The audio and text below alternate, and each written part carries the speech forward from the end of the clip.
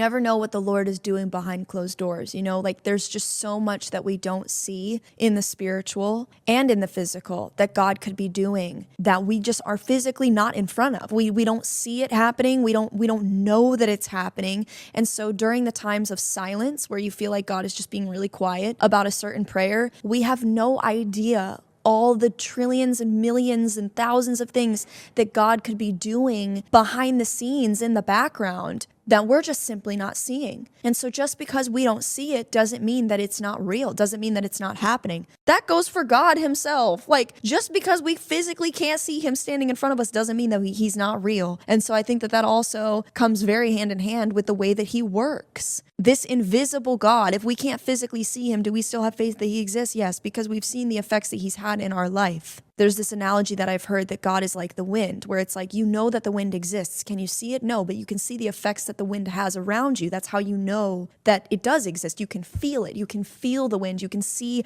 how the wind makes the trees' leaves, ruffle, and like you see the clouds moving in the sky. It's like, yes, wind exists and we see the effects and we feel wind, but we don't see a physical wind. You know what I mean? That's how God is, where it's like, okay, we don't see God physically, but we do know that he exists because we see the effects that he has on our life. And then also we feel him. We do feel him. And I think that if that's the type of God that we serve, it shouldn't shock us that that's also the way that he moves, where we may not see the way